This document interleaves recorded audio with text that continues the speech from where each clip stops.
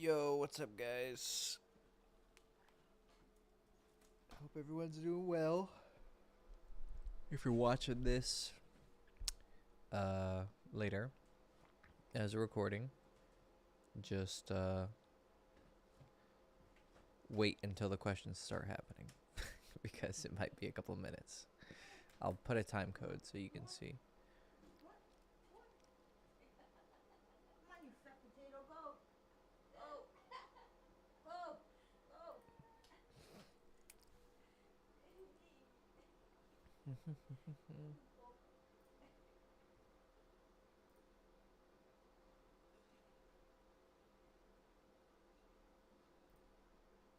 Come on, go. You guys don't need to hang out on the stairs. Go on.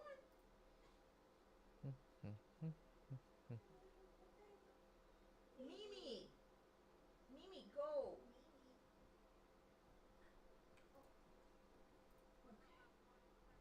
Okay. Break my neck.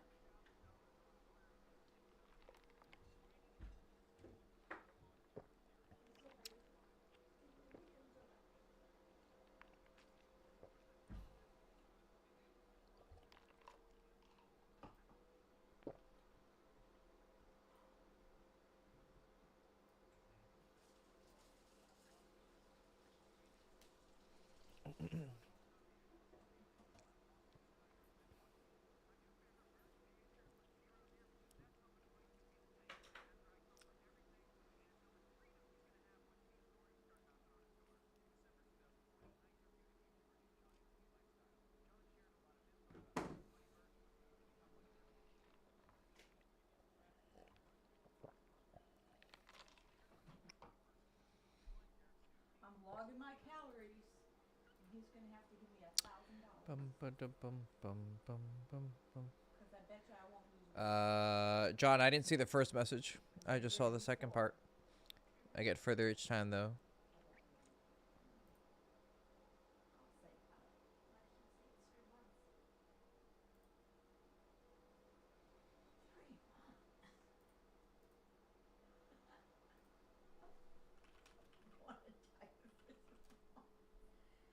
One month. Did he really? I don't want to.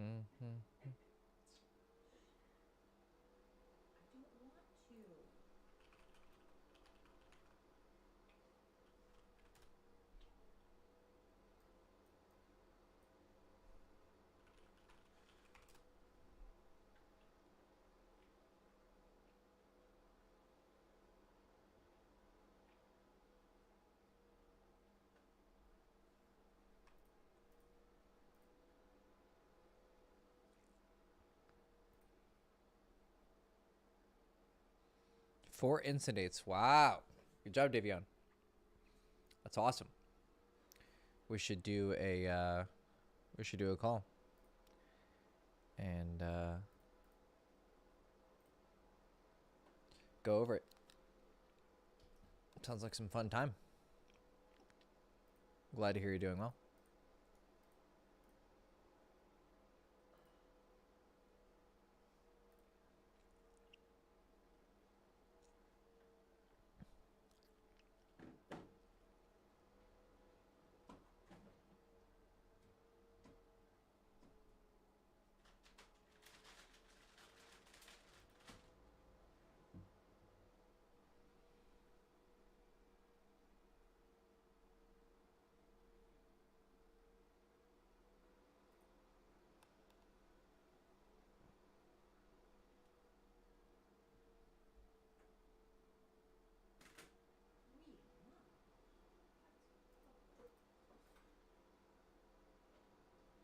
When I was young, I could lose 15 pounds in Dealing with a virgin girl. Really like each other, but she always gives me a Lamar and says she's not ready because of my past. But now my metabolism, because you know why? Because I'm running after this joke. I never stop. When I was younger, I'm always running after him. Running, come here, Hector, come back, Hector, come here, Hector, come here. So I'm always moving.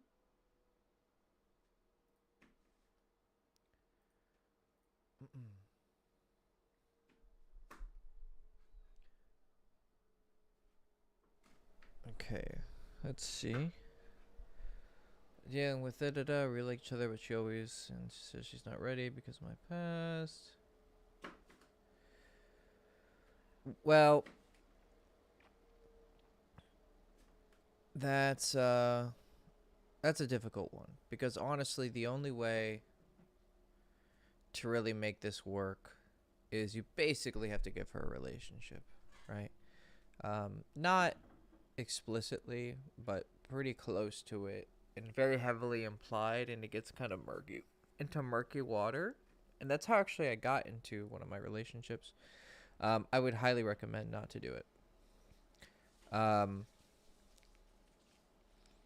My best advice would be to be honest with her, unless you want to date her, right?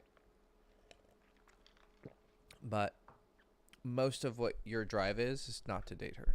It's to get laid. Honestly. I know exactly how you feel. Right? You've probably read my college book, right? Go to the story about Sasha. Pretty much the same thing, right? That one didn't actually turn into a relationship, luckily. But a previous girlfriend in Romania was basically the way that yours went down. But go read my story about Sasha. And looking back, I'm glad I didn't get in a relationship with her. First of all, I was going to graduate soon. Second of all, she had some things about her that probably, she was in her young, pretty party phase, right? So not the best time to get in a relationship. I would say that most of what you think is your desire to be in a relationship is not actually. Second of all, getting in relationships with virgins, I know it's very recommended, but it's not the sunshine and rainbows that people think it is. I don't think it drastically increases your relationship health in any way, right? Tons of people get with virgins and things don't work out, right? Just because someone's a virgin doesn't mean things aren't going to work out. Look at what's his name? That conservative radio host. What's his name?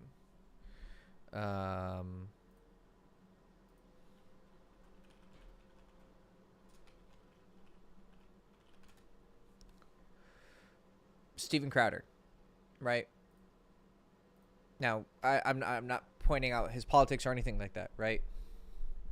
Yeah, you guys are really, yeah, exactly. Wow, you guys jumped on it. So, he was dating. He married a virgin, and I remember years ago, before it all happened, I remember I was watching one of his streams or videos, and he's like, yeah, I was virgin when I met my wife, and she was too, and it makes everything perfect, and da-da-da, and then, he got a divorce, right? And his wife was filming him being an asshole. I don't think he said anything. It definitely doesn't say, the way he was portraying it wasn't very good. It wasn't really a good frame. It was just like, you're a woman, do what a woman does. It's like, it's cool that you're sticking to your guns, but it's not exactly the best way to put it, But then she blasted him in public. Like, okay, right? Where's her character and where's his character, right? They're both they deserve each other, right?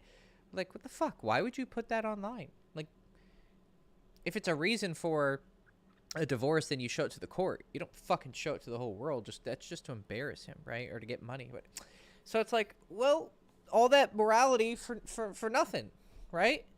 You could marry some fucking slut who fucking would probably act a bit better than that, right? So going after virgins is not some foolproof plan, right? And nothing is really a foolproof plan, right? A girl could have every check mark in the book, every green flag, and still fuck shit up, right? These are just like guides. Like, nah. You just want attention, don't you? Huh? You just want a bunch of attention today. Come here. You want attention? I'll give you attention. Nanoon. Huh? Nanoon.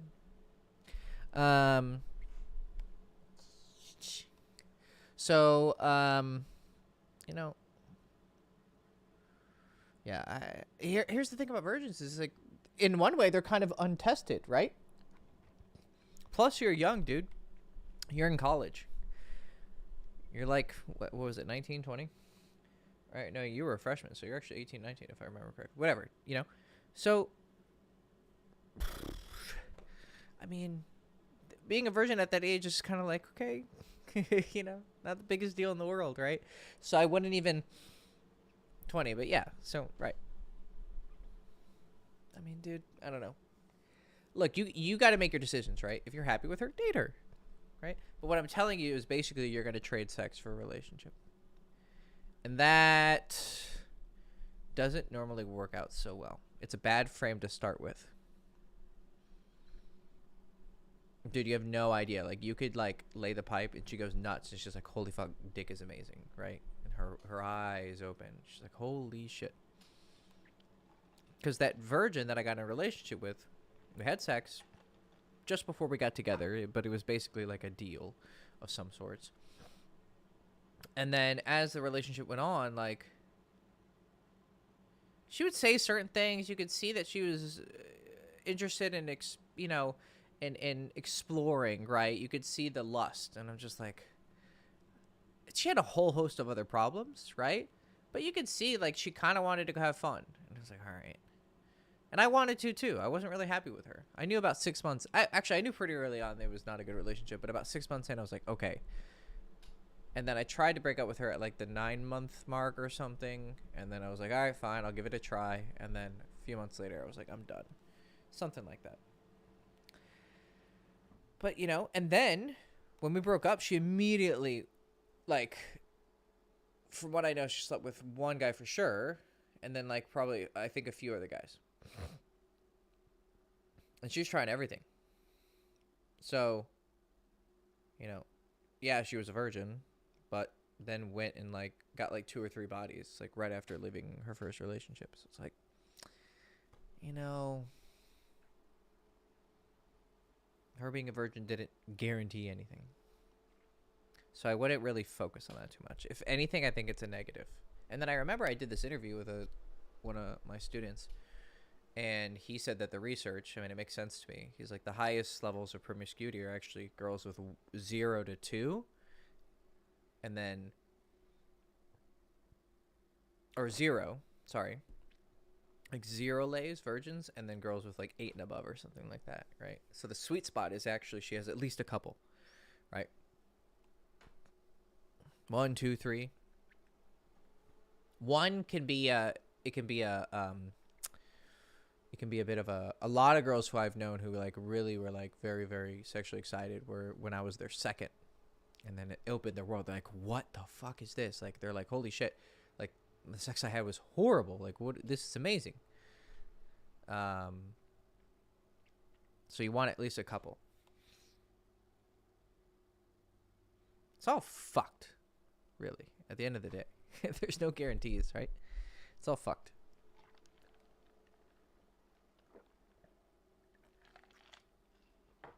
Best thing you can do is kind of like tip the odds in your favor. But I definitely wouldn't date a virgin. It's just bad news bears. Then if you do a great job, well, then she's fucked. Right? Because you were the first to imprint her. I know that sounds like so fucking weird, but, you know, you guys know. I know it's weird language. Aside from girls chasing taking action, what is the best source or teacher to learn game?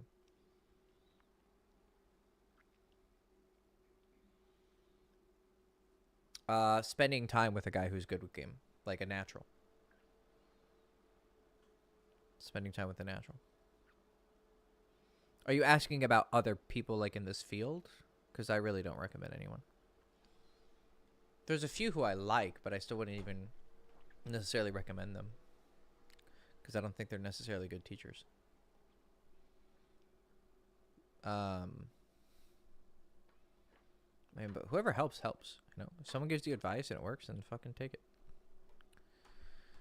But I would say the best teacher is spending time with a natural. So if you go out and you're, especially a night game, if you're going out enough, you're going to eventually meet a guy who's good with girls. And if you can become his friend, you're going to learn a lot. You're going to learn a lot.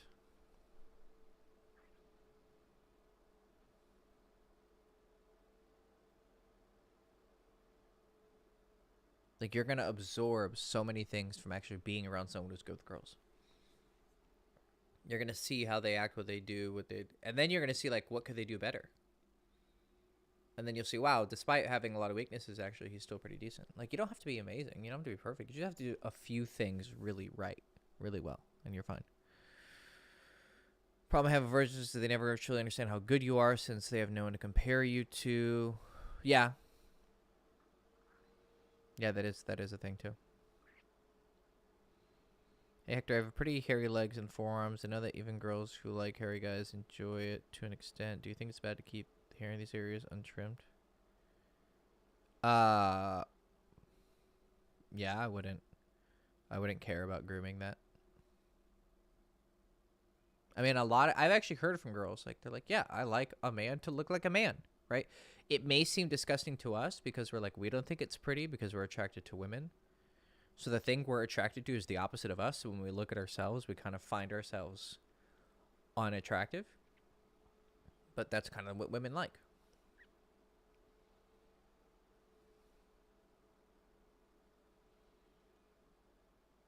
Beards, I think, is hit or miss. Some girls love beards. Some girls fucking hate it.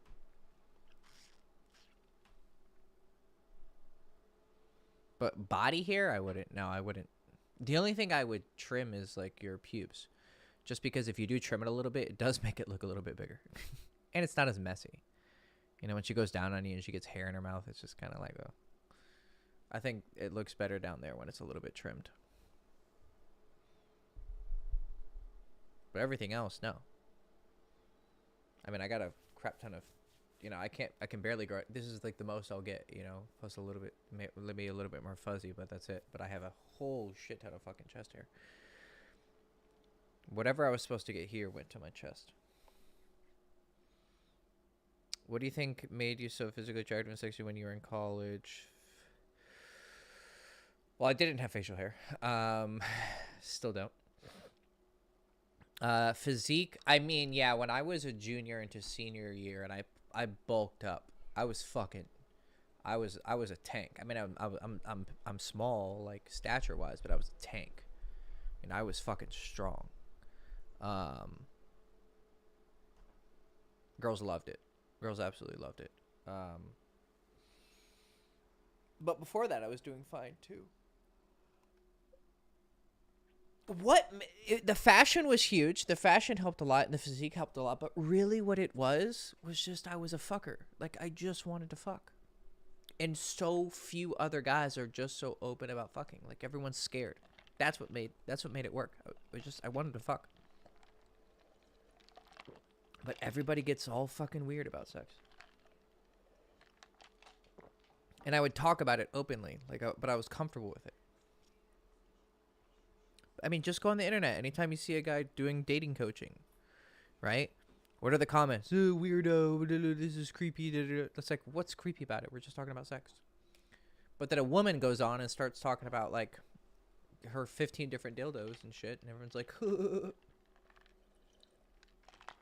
but a guy acts sexual, and everyone's like, fucking weirdo. It's because men get upset at other men being sexual because it's competition. Women get upset at men being overly sexual because it's kind of talking about it's the secret shouldn't be so open, unless he does it really well. Then it's okay. Like that guy who chops wood on Instagram, and girls just lose their shit, and he, like, unbuckles his belt, right? Women will just say the most rancid shit to him. But he's not talking about he's not talking about dating skills. He's just being sexy. But if you talk about dating skills, it's weird because you're being too intentional with it. Then what happens is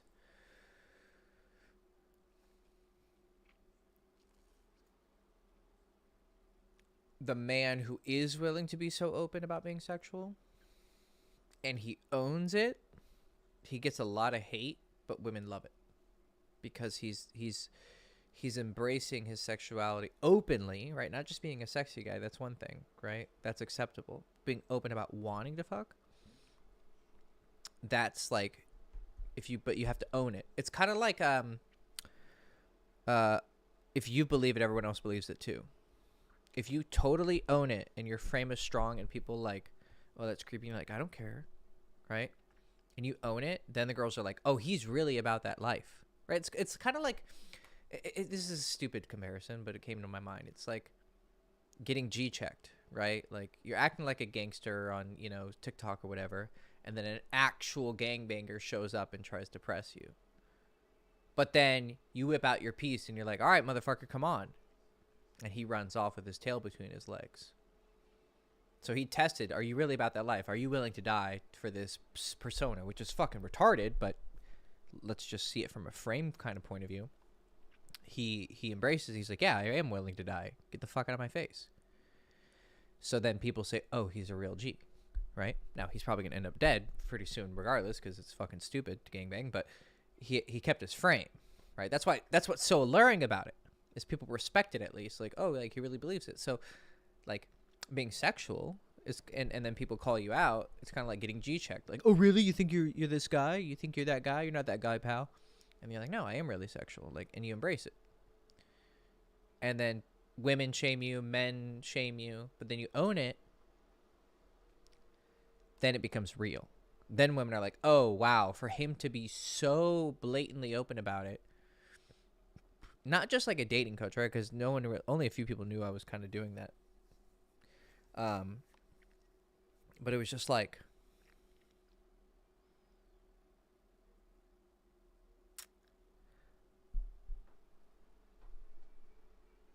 I believed in what I wanted so much that everyone else started to believe in it too. And the girls believed in it. So they're like, okay, this is the guy you go to for sex. I mean, that's the essence of a sexual frame, right? You actually have to have the experience for it to be real. Of course, obviously. Right? You got to have some experience and know that you can, give a girl a great experience. But once you have that, then it's just a matter of truly believing it and truly convincing people. And believing it is half the battle, but then the other half is the actual ability to communicate it in the way that you walk, the way that you talk. That's what makes a guy truly attractive to women. The fashion and the physique and all that helps a lot. Like, really, it helps a lot. Definitely, right? But the thing that really sells it is your behavior. And women can smell it. Women just know a dude who fucks. They just know it.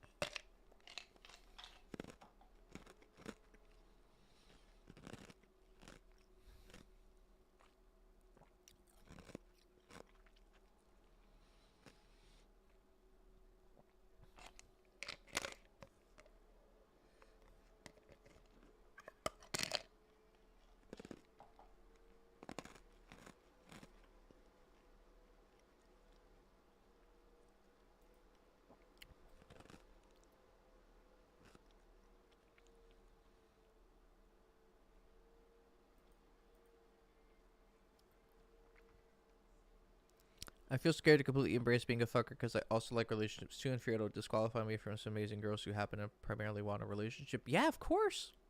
Of course.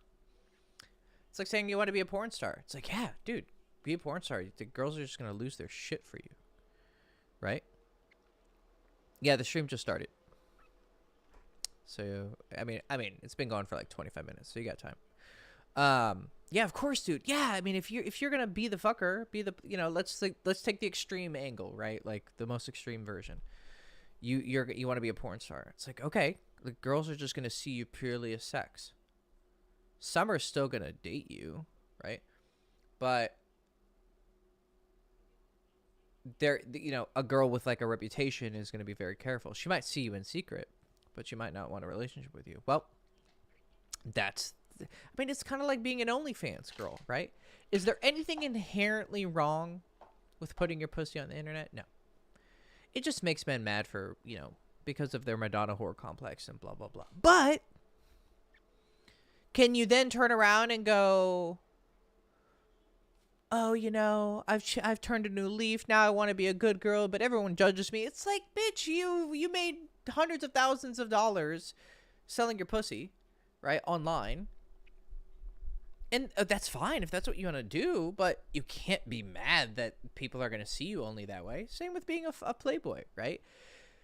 It's not as accepted as people think it is, right? People are, oh yeah, men don't get slut shamed. I mean, yeah, he'll get praise for being being able to get laid a lot, but not as much as you think. He'll get shamed more than he gets praised, right?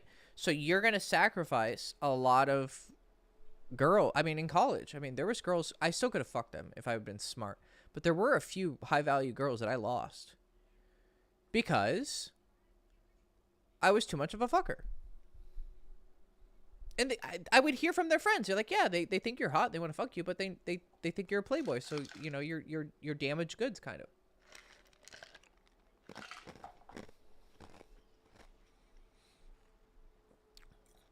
So, same thing happens to the slut. The guys are really attracted to her. But if it's a high value guy, he might smash, but he's definitely not going to fucking cuff her and wife her up. Because why? So your fear is warranted. Being a fuckboy has consequences. You ramp arousal up really, really high. That's why what I think you should do, the best case scenario, is you try to keep your lays as discreet as possible. Like, don't be too blatant. Like, don't be like fingering girls at a party. You know, this, like, try to be as low key. You want to be popular, but not like the most popular guy.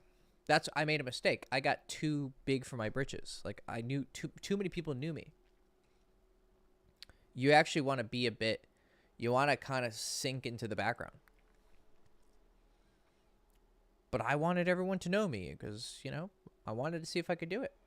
And I did it. And I mean, it was cool in a lot of ways. In a lot of ways, it was complete waste. I probably could have got laid more if I wasn't as well known. All right, just keep like a low key reputation. Like, just popular enough that, like, oh, you're cool and people know you and invite you to parties. But you're not, like, super well known to everybody. And one of the best ways you could avoid doing that is have a kind of a more relaxed personality. Don't be so off the fucking walls. And barely post on social media. Make your social media presence very, very small. Just enough that, like, you're not a loser, per se. But, hi, Mimi. You look so pretty. Sorry, I'm admiring one of my cats. She looks very ladylike. So yeah, you want that balanced reputation. Or here's what you do. Here's the solution: is you don't do social circle. Then you can be as much of a fucker as you want. Because then you can even pull super high value girls from cold approach because they feel less reputation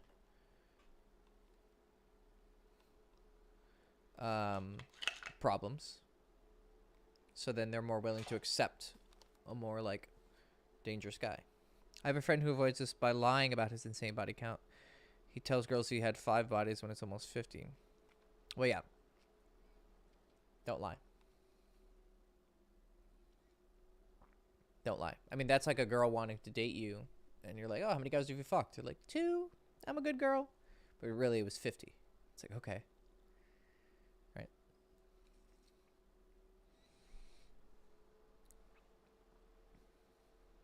Also, if a guy is lying to girls like that, he's probably not a good person. I would be careful. I would not see him as a very good friend. Because if he's lying to women to get laid, well, what else will he lie about? If someone lies for sex or for money or whatever, they'll lie about anything. What did the Buddha say? A man who, a person who lies is no evil is beyond him.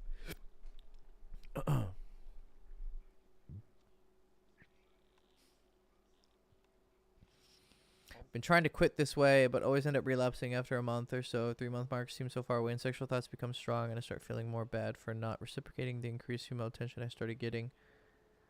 I'm confused. Been trying to quit this way what? Did you put another comment?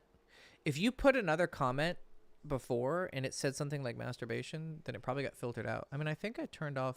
Oh, I got to turn off moderation activity. Yeah, I'm guessing it's nofap. Yeah, I turned off moderation activity so you guys can write more more mature things. I think I'm going to try and turn that off as default because obviously you're going to say things like penis or pussy. Yeah. So nofap. That makes sense. Yeah. Good call. I don't know. I think nofap is pretty silly. I think the only reason you should be doing anything like nofap is I don't think it's going to help with your ED. I mean, maybe for some guys, but ED is all mental, guys. You can watch porn all day and still get hard. I honestly think it's just it's all anxiety. That's all it is, right? But maybe for some guys it gives you that. It will give you a some percentage of like horniness. I mean, that's blatantly true, right? Yeah, Valentine, post another question. Try to leave like the word like put an asterisk or something just to kind of cut up the word so it doesn't get triggered. But I did turn off the moderation activity, so it should be okay. But yeah, I think nofap is silly, right? If you're fucking addicted to jerking off, then okay, right? Like if it's actually impacting your life or watching porn, then okay, yeah, sure, definitely, right? But I really don't think it helps as much as people think it does. I mean, it is going to make you feel energized, right? That's for sure. But it could make you feel so energized you're anxious. And then that brings its own problems. But hey, do what works for you. For me, yeah, if I don't jerk off for a few days, it'll kind of get my energy back, but then I'll just like super horny. The only other reason I think you shouldn't jerk off or have sex is if you're trying to focus on spirituality, right? And then you're restraining your sexual urges for the sake of overcoming lust, right? You're trying to become a more spiritual person. Okay, yes, then that's a worthy reason, right? But if you're sacrificing sexuality for the sake of sexuality, it doesn't. It's. I think you should just get more comfortable having sex. Don't be so anxious about it.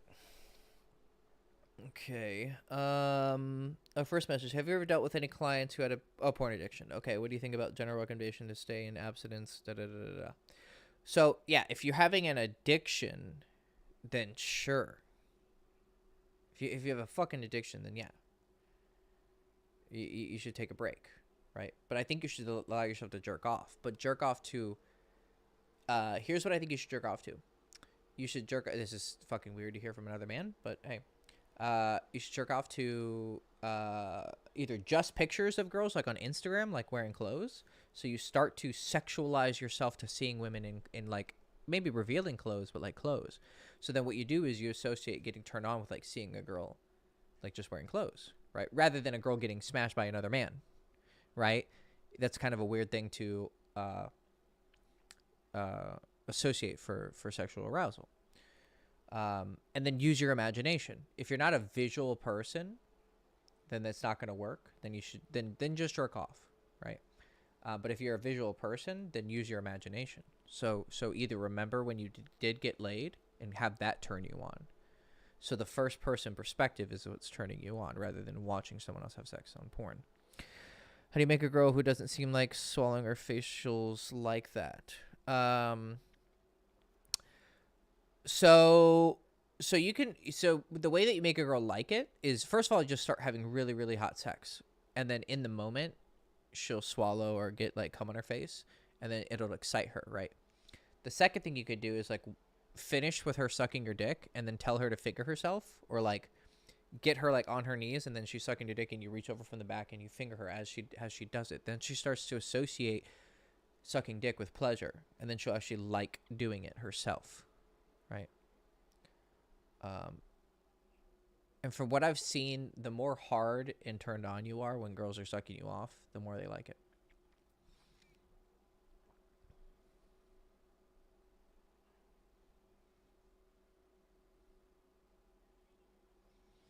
Hector, I have a cute girl. My salsa class is here for Thanksgiving break. I want to make a move, but her mama is also in the same class. The girl seems into me. Her mom called her away when we were doing an after-class dance. Well, yeah, she clearly knows what you're doing. Mom is hip to your game. And she senses you're a little bit of a fuckboy. So, I mean, if her mom really wants her to stay away from you, you know, you might have to respect that on some level. But you could just get her phone number. Just ask for her phone number.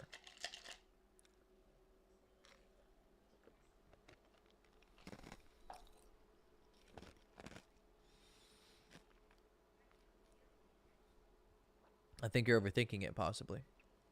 Like, just get your phone out. Yeah, just get your phone out, ask your phone number, or for her Instagram, or whatever. Just really quick. Just say, at Selena, blah, blah, blah. Okay. And then you add her and you message her. Then you're fine. Can you discuss how day game results in a city can dramatically vary over 1 year? At times, there's clusters of interested girls who come on dates in months where there are so few.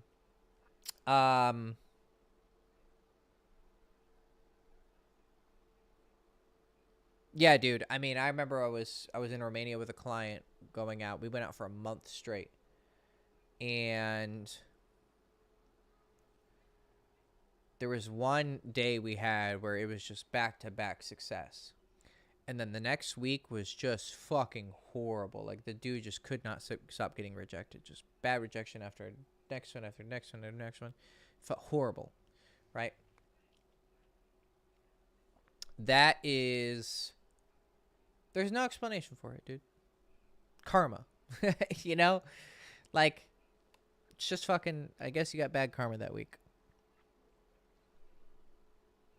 There is no elegant explanation besides just keep going. Change it up. Change up your area. You know? Take a break. Right? If it's getting too hard.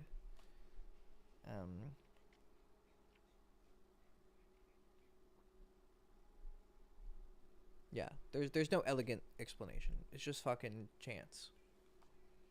It could be you're in a different energy state. You're this. I mean, there's so many different variables, right? What you should not be focusing on is what you should be focusing on is, am I doing anything different? Is there any change in my behavior, in my openings? You know, is there a weakness in my game? Right? If you're doing the same exact thing, I mean, it could be that you're getting into a routine.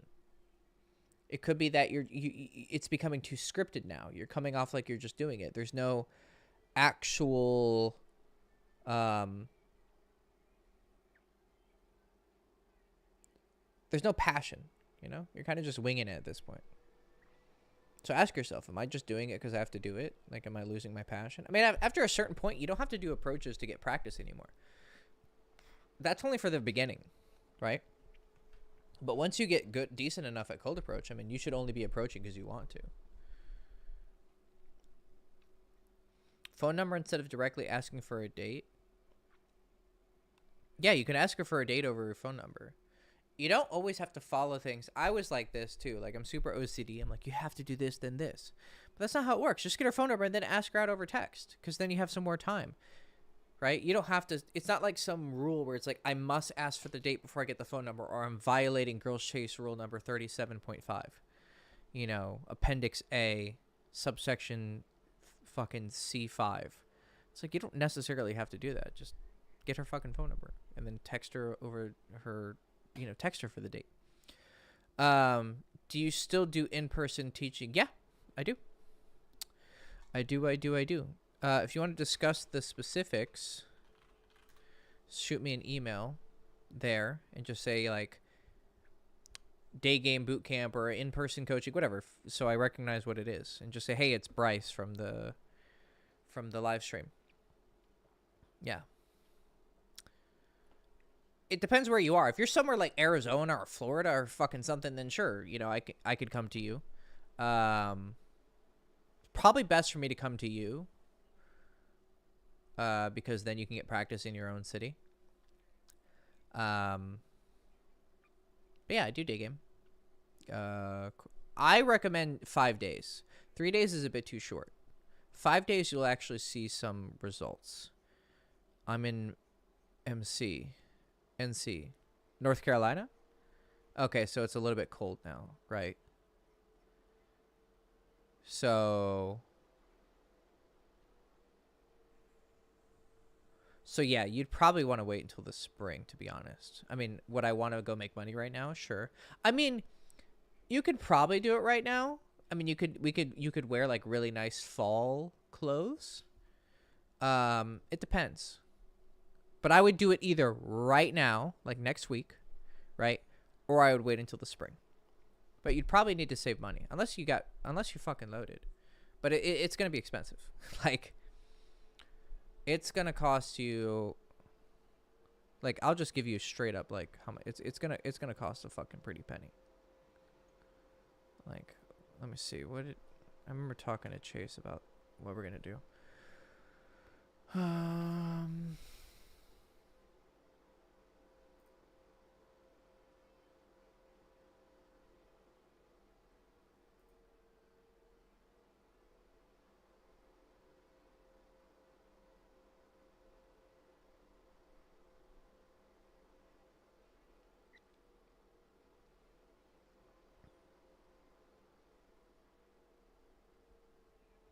Yeah, I mean, it's going to cost you, like, probably close to 10K. Like, if we're just being honest. Maybe not exactly. But it's going to be expensive. If you're willing to do the work, it's worth it. Because I actually get to see what you're doing. And you get to see how I do it.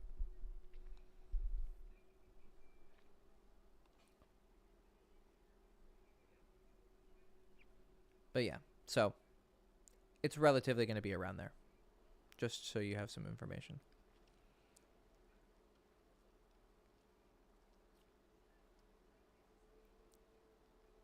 Sure. Yeah, man. Send me an email. We can talk. Like I said, best time would be literally right now, next week, or in like April, probably, or you know, May or June, or well, you're in North Carolina, isn't that where they have a lot of spring break shit? Isn't North Carolina where Myrtle Beach? Isn't that what that place is called? I could be getting it. No, that's South Carolina. My bad. You know, but if there's a lot of fucking spring break places where you're from or nearby you, like we could meet there, yeah. Then, you know, we could always meet at a place close to you that's like, you know. And it's better if we work in your city because then you know your city. You're like, hey, this is the ghetto, this is the, you know, like I'm like, okay. We generally know where to go. I just need a place where there's a decent amount of people walking around. That's it. But you can do day game fucking anywhere. Higher population is better, but it's not necessary. I mean, you could walk around all day in like the main area and get a bunch of like good approaches and they don't turn out to be anything, and then you're walking home and you turn some random corner to walk to your car, and then there's just some fucking gorgeous girl turning the corner at the same time, and then that's the approach that you get something out of. It's like, okay, fucking LOL.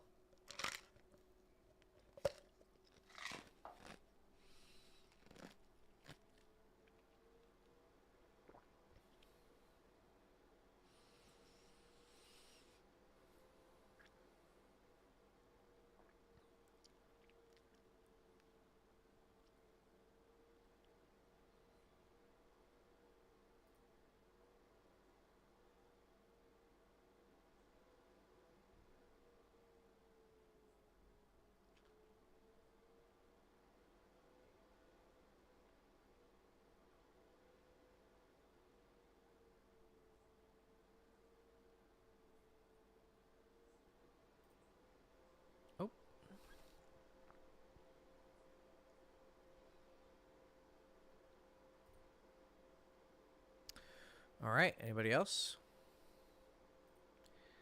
I feel like chat just went quiet.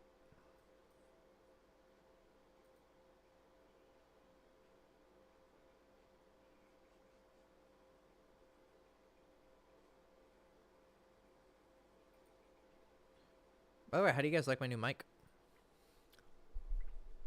It's fucking nice, isn't it?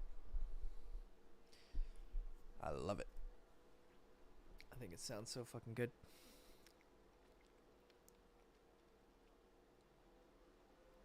Once I get my new apartment, I'll get my lighting set up really nice. I'll get a nice background. It'll be really nice. I'll start buying like anime posters, fucking the anime figurines. I just want to fucking, I want to get a shelf because I can't put like anything my cat can climb on, so it'll have to be like a shelf. But I want to just get tons of Warhammer figurines and anime figurines. That's it. So just have fucking Blood Angels and Ultramarines behind me. That'd be cool. It'd be the weirdest, nerdiest background for a dating coach. Can you discuss how to increase the chance of finding wife-quality girls? What's the process that you made to select your wife? So, it's this weird balance, right? You wanna know what you're looking for, and you wanna be actually okay. I want to find my girlfriend this summer. All right, she's gonna be, you know, tall, brunette, blonde, short, whatever it is that you like physically, right? Of course, be open to anything, but have a goal and be intentional about it. But at the same time, you still run the process normally. Meaning, I'm going to go on dates, I'm going to sleep with girls, and then the best girl is going to rise to the top. Because the moment you deviate from that and you start going into actual wife hunting mode, that's the moment you're going to start making concessions. And you're going to start making excuses for things. Like, a girl's going to have all these good qualities, but then there's going to be obviously bad qualities, and you're going to be like, well, you know, because you're looking to fill a position. And you should not be looking to fill a position. The position should be open, but you shouldn't be going out of your way to look for candidates.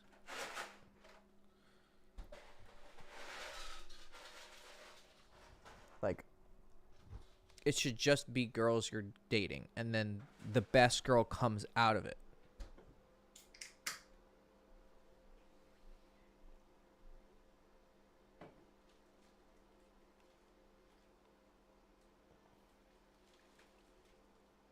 That is exactly what I did. I knew exactly what I wanted, and I knew I was looking for it. But at the same time, my process was very, very simple. Just date. And then if she's great, she'll show you. And no matter how attracted you are, how awesome anything it is, test her. And be absolutely fucking sure. Right? And even then, you still won't know, because you have to go through, to really know who she is, you have to spend years with her. You have to live with her. You have to see what happens when you guys, you know, when you have troubles, when she has troubles, because your character is going to be tested as well. Right? And you're going to see whether you are going to make a good boyfriend or husband. Because she might actually be totally ready, but you might not be. Or vice versa. You might be at the maturity level or whatever level, you know, that you, emotional stability that you need, but she's not. Or you're both ready or both not. But I would say that the way you increase your chances of finding a wife quality girl is you have the standards for a wife quality girl. But the higher your standards, the less women are going to be able to fulfill that position. And then you have to ask yourself, what, you know, is there such thing as unrealistic standards? I don't think so. Because the standards for a woman is very different from a standard for a man. Like, you don't care how much money she makes, right? Looks, I mean, I'm going to do a video soon where it's like, who's the most beautiful girl in the world? And I want you guys can actually help me with this, right? So what I want you to do, I want you to shoot me an email, right? Hector@girlschase.com. And I want you to send me a picture and a name. It could just be a random girl that you knew from high school. It could be a celebrity. It could be whatever. Show me a picture. And I want you to say, this is my 10, right? And you might have different kinds of 10s. A 9 or a 10. It's kind of, in my opinion, a 9 becomes a 10 when she has a great personality, right? Girls can only reach a 9, but then she becomes a 10 because of her character, right? But I want you to show me your 9 or your 10, whatever. And then what I'm going to do is I'm going to compile all those pictures, and I'm going to make a video, and I'm going to have everyone rate it. But to someone, that was a 10. So all the girls on the video are going to be 10s, and then we're going to see what the average rating is for each girl. Because I can show some guys a 10 of mine, they're like, yeah, she's like a 7 or an 8, and vice versa. A guy can be like, this is my 10. I'm like, ugh, you know, like, she's barely passing the grade for me. So, looks, I mean, that's so wildly variable. Now, there is, I've seen a certain point where every guy will pretty much agree she's pretty. That to me is like, you know, it's solid. Like, a guy's gonna go, oh wow. Some guy might just say she's gorgeous and beautiful. Some other guy might say, yeah, she's pretty. She's not my type, but she's pretty. But very rarely is a guy like, but it's kind of funny. My wife actually showed me a girl that she thinks is like a 10. I thought she was like a 7. To be honest. She was like, this girl is so pretty. And I'm like, I don't know. She's got a big ass forehead, you know, and fucking funky looking nose. But like, for her, she's like, I think that this girl looks beautiful. And I'm like, well, you're more beautiful than she is. And she didn't think so. And it's like, that's really funny. Like, it's so wildly different. So when you're looking for like a girlfriend or a wife, I mean, you can't really have unrealistic standards because, first of all, physical features are very, very wildly variable. I used to think that was bullshit, and I thought guys were just coping and guys just liked ugly girls. But then I would have my 10s and guys would call them like a 7. And I'm like, okay, well, either I'm delusional, you're delusional, or there's some variable taste here. So looks can be, you don't care how much money she fucking makes because you don't, right? Looks can be, you know, they're up to you. Is she a 10? Or is she really, really attractive to you? And then, you know, is she not a raging slut, right? Can she communicate like a fucking adult? I mean, these things they are difficult because they're statistically a bit more rare when they're all together, right? It's easy to find them in singular packages. Like finding gorgeous women, it's really easy. But finding a gorgeous woman who's also not fucking crazy, who's also, you know, can communicate like an adult, who also doesn't have blah blah blah blah blah. That's when it gets rare to find, right? But you'll increase your likelihood when you fucking know what you want. So my best advice is know exactly what you're looking for, and then just run the process like normal. No matter if you find a girl who meets every check mark, treat her like a random bitch. And you know what I mean by that. That's not derogatory. Like she's just a chick. Take her on a date, fuck her in the pussy, and then if things go well, turn her into a girlfriend. But the moment you start putting her on a pedestal, you're fucked. Because you're not going to treat her as how she wants to be treated. Does she want to be respected and cherished? Yeah, of course. But she also wants to be treated like a girl.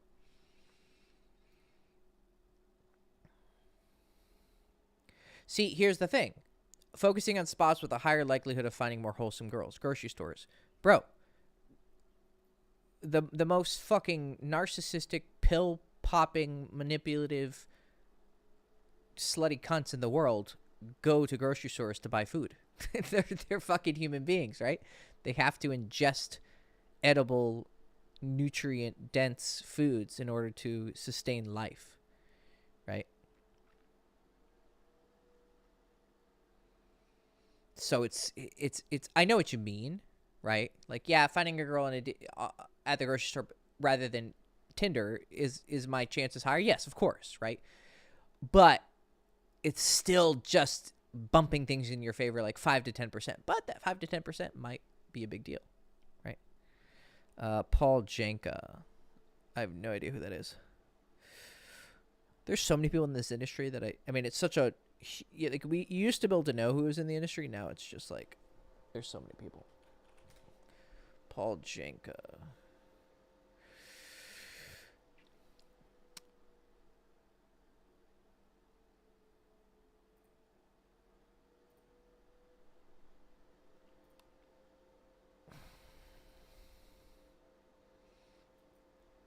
The Legend of Pickup. I literally have no idea who he is.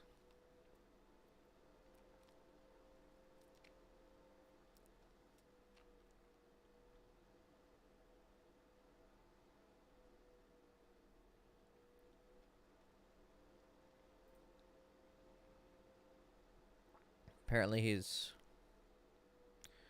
good with girls, but I got no idea.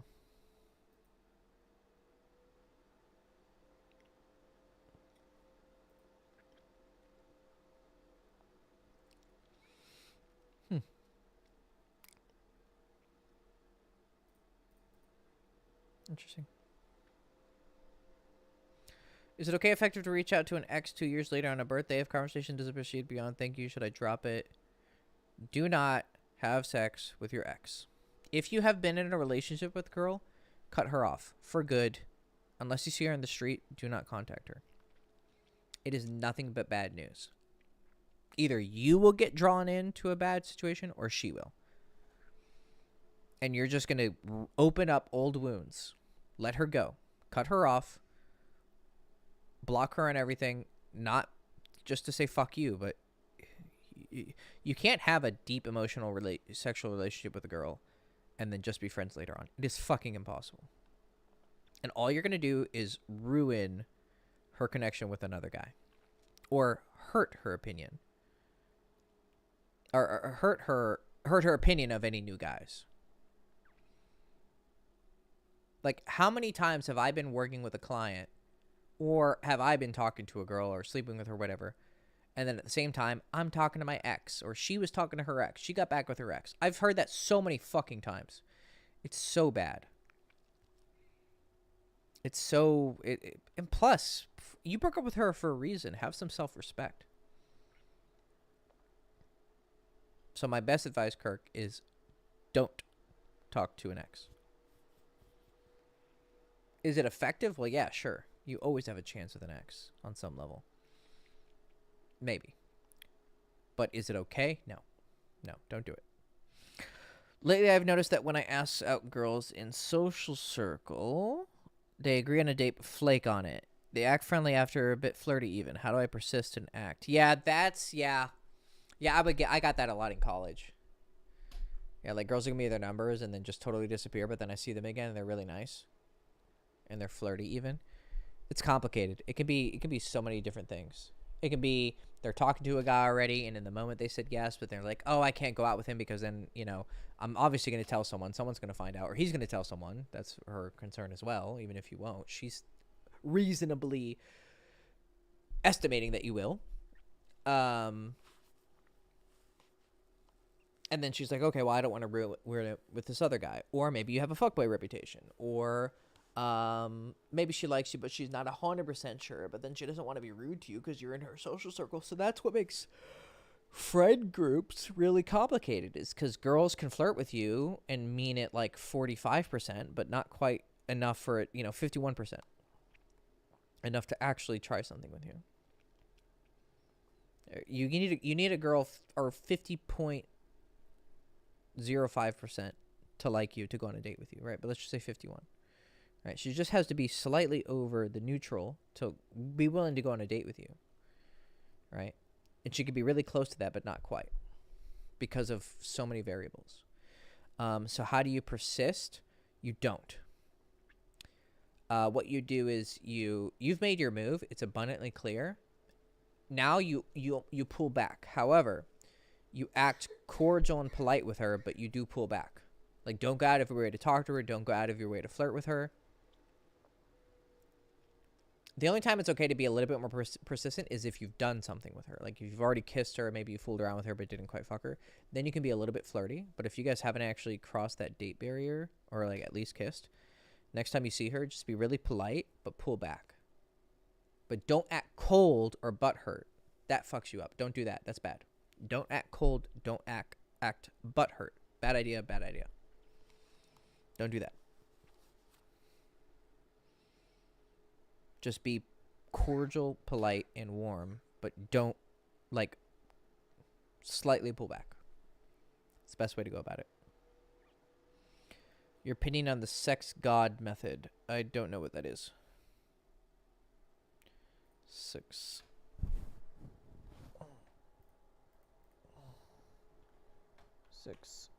god method.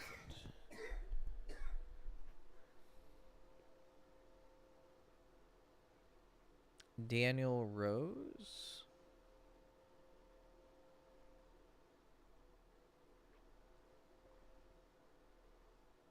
The father-daughter fantasy. Well, Jesus fucking Christ almighty.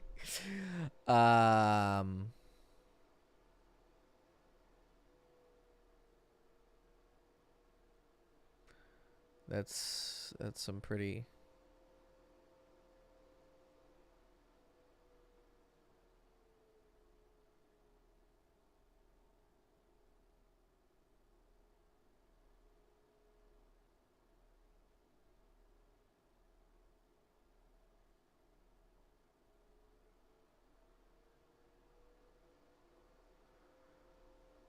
Huh. I guess I'll have to read this.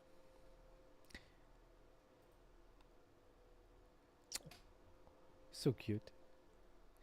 My cat is fucking adorable. It was popular in the red pill forums. Yeah, I bet. This is some shit.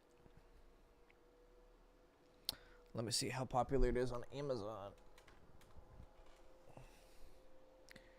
Sex god method.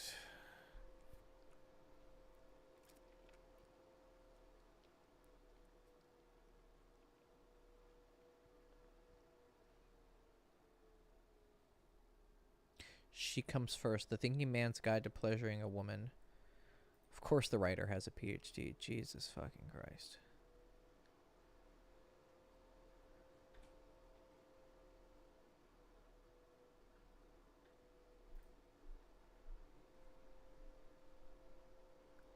Duh.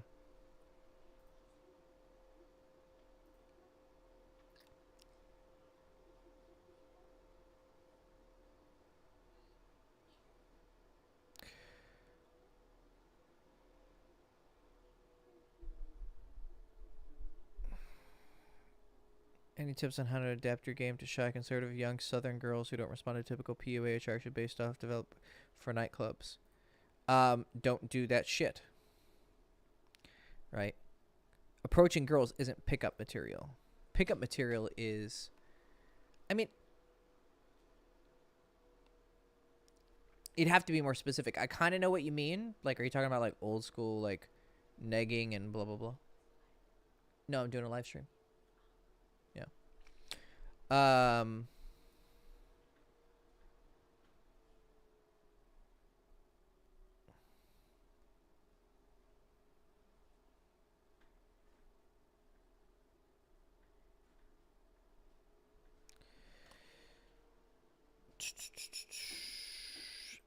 Let me think. I'd have to know more about what you're doing. I mean, the question you said makes sense. Like, I have an idea of what it looks like that you're talking about and how it's not working. But it's because your fundamentals are off. That's all it is. Right? Even the, like...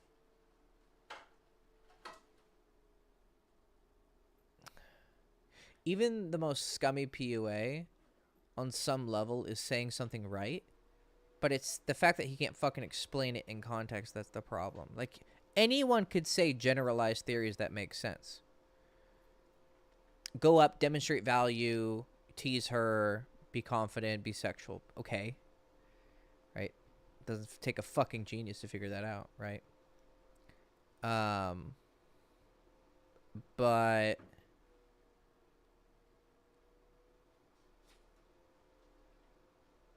what's the real test of game is like a guy tells you a specific scenario. Hey, I was talking to a girl, I did this, what do I do? That's how you know what the fuck you're doing. I meant girls who go to church need you to be more normal, relatable, and slow instead of chase framing. I don't think that's true.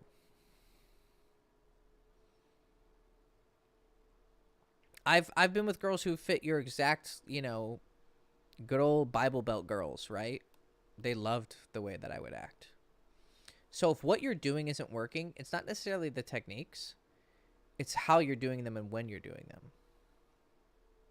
All this flirty shit can work at the right time. What you're probably doing is like you're not building enough of that rapport at first. Then you you build that rapport, you be normal, then you start pulling that shit once she's interested. I mean, conservative Southern belles love the same shit as, fucking ghetto chicks. Just at what point, right? The ghetto chick might like that really aggressive off the bat kind of behavior, whereas the more conservative girl doesn't at first. But once you've built up that rapport with her, you can get all over that Southern belle like, baby, I want to fuck you in the ass and fucking choke you. And she'll be like all excited about it, right? That really aggressive approach. But you have to first build that rapport with her. Just some girls like that high arousal aggression off the bat. Other girls need to build a connection first. Then you come off with that like aggressive shit. But you tailor your approach to every girl that you're talking to. I know what you're saying. Like, I get it. I understand that you want an answer that gives you kind of a... Here's my generalized answer. Try not gaming them now. Just approach, give compliments, and then try to be normal. And tell me if it works.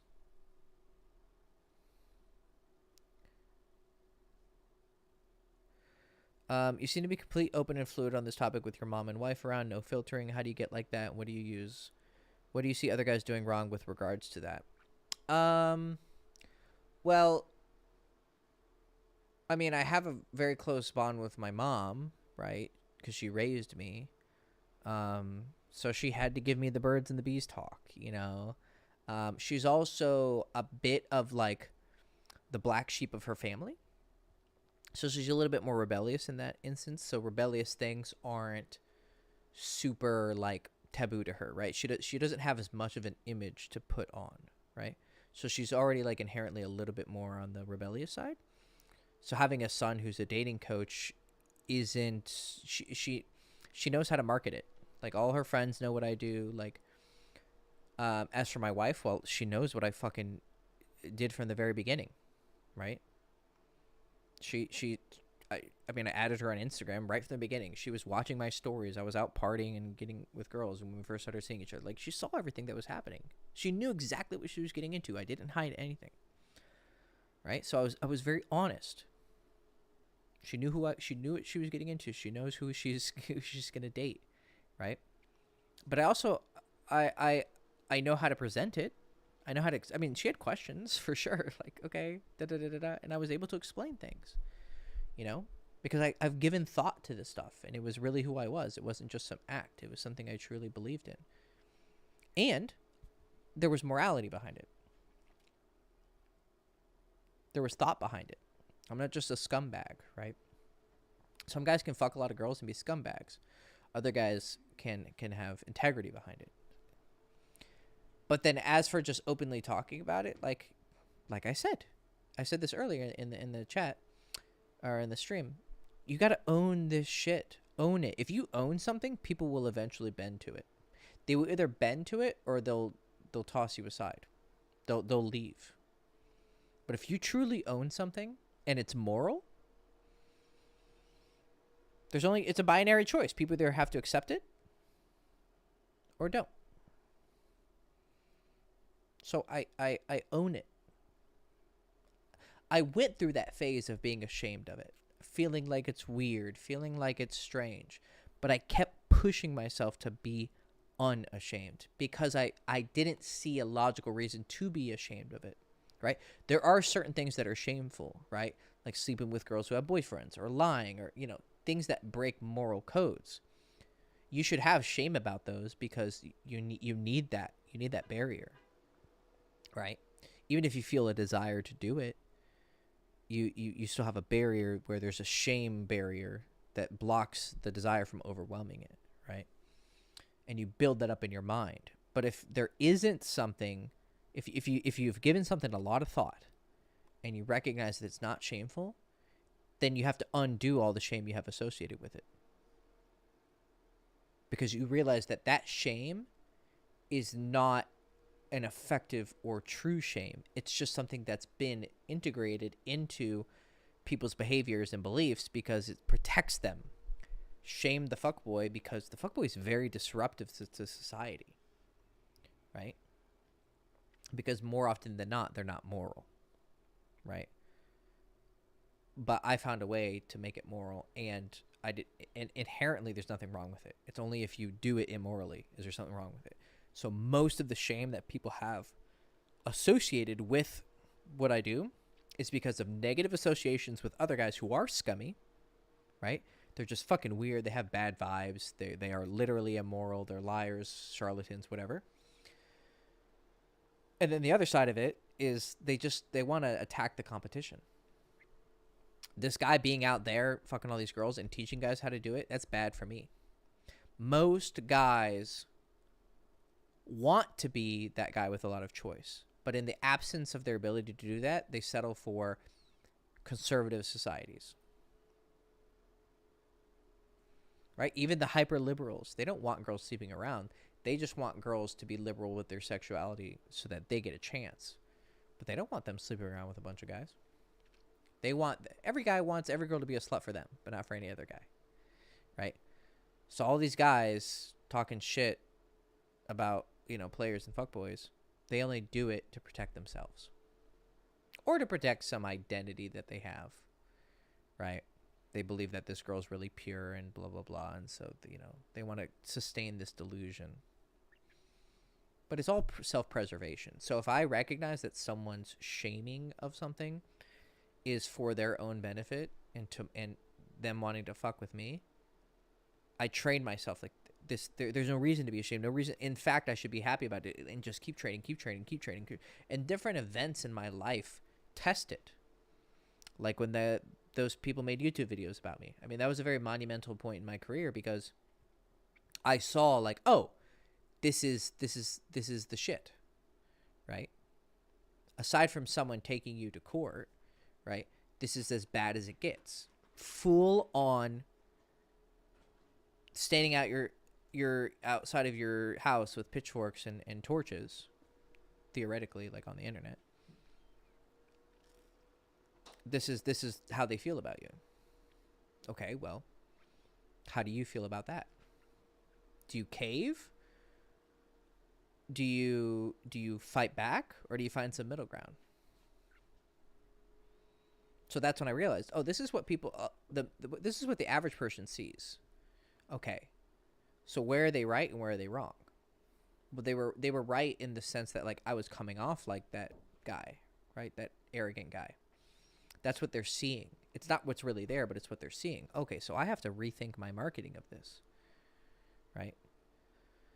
This like braggadocious frat star personality is really, it is a part of me, but when you have that mentality, you're gonna get, I mean, it was inflammatory on purpose. So how could I be surprised when people get inflamed by it? So, okay, well, can I take those ideas? So the truth is still the same, but can I package it? Sometimes I have to stay savage because it's just what I'm saying is going to be savage by nature. Like, you need to fuck girls like they're whores. That's always going to be true. No matter how much you hate on it, it's going to be fucking true. But do I need to have an inflatable doll and fuck it on camera? Maybe not, right? Maybe I'm taking it too far, right? But hey, I tested that. I said, you know, do people react well to it? So this answer, you don't have to integrate it into your life exactly because you're not a dating coach, but you can integrate it into your life on the level of not being ashamed of your sexuality, because that is something you need to do, whether you're a dating coach or not. So anyways, we're a bit over time. I'll just answer these last questions and I'm gonna get going. Can you elaborate more on persistence in the case of asking out? Could girls also you run into from time to time at clubs? Do you always ask them out before doing? 1 second. Oh, like you asked her out at a different time. She said no, but it was still kind of like cool. And then you run into her randomly, like you run into her at a bar or at a club, right? Do you go for it again? Sure, but you got to test it out. So you go to talk. You see her, right? You're polite and cordial. So what does that mean? You go say hello. Oh hey, you see a random. If you see your friend at the club, you don't just go, hey. No, you go, oh hey, what's up, James? Or hey, Eric, right? Or if it's a girl, hey, Sarah, how are you? Hi, I'm good. How are you? Da da da. But if she's like comes and talks to you, she's like, okay, I gotta go. Okay, she wasn't really that interested. So you keep you win the war of attrition by staying here and not pushing forward, right? But if you see her and she's like, oh, hey, how are you? You know, maybe she's got some drinks in her and she's like, oh my God, how are you? Da da da da da. And like, oh, whoa, this is super flirty. Okay, so whatever circumstance back when she was, you know, resistant to go on a date with me, maybe that's changed. So talk to her, pull her in. You know, she might be super, like I've had girls like that in social circle. I tried to make some moves on them. It never worked. And then I randomly see them at a party. It's on. Grab them, start making out with them, take them home. Boom. It's business. But if you see her at an event, you don't ask her out. You try and fuck her.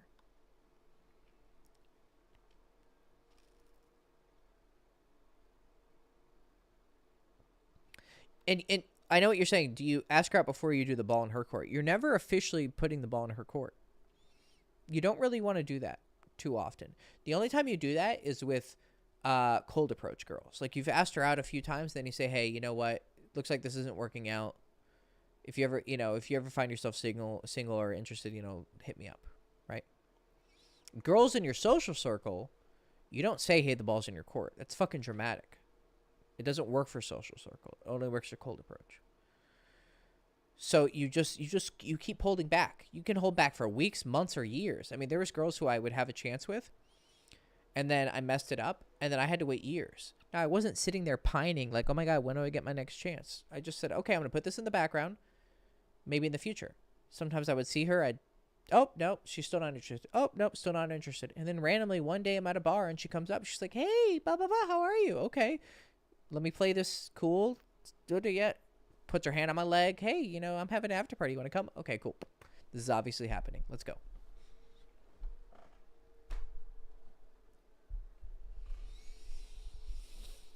I have a one night off and on friends and benefits with a girl from a conservative Muslim family. We were supposed to meet this weekend, but I got blocked mid logistics. I think her parents found out. Yeah. Yeah. I mean, on a certain level, if her parents are like adamant about you not getting with her, you have to respect that, right? If she just has general conservative parents, that's different. But if she has a parent who is specifically like blocking her, unless she's an adult, right? If she's like 25, 26, that phrasing was horrible. Let me take a step back. 1 second before I get fucking clipped. Oh my God. You know what I mean? Like if she's like 18, 19, 20, right? Then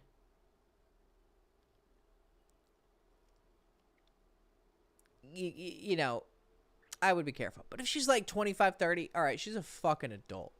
Okay? I think she has full choice of, you know, of who she dates. And I don't think you have to respect her parents' wishes anymore. I could be wrong, right? I'm trying to go by, I'm going by the moral code that the Buddha set out. And he did include protected by mother and father. But that might have meant something in his days that I'm not totally aware of, right? And also if she's protected by her religion. So if she's genuinely Muslim, but clearly she's not. Okay, so, you know. I think the case would be like if she's like a really devout Muslim and then you convince her you guys are going to get married and then you have sex with her and then, you know. Okay, that's also a lot more than just like breaking sexual morality codes. You're just lying, right? She's 22, 23. I mean, I don't know. I don't know. But if she's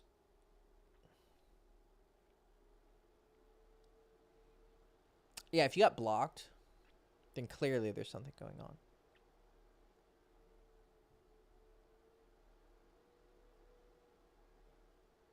But yeah, I mean, should I just wait it out? There's really no other option. What are you gonna do? Go to her house? Like, of course you have to wait it out.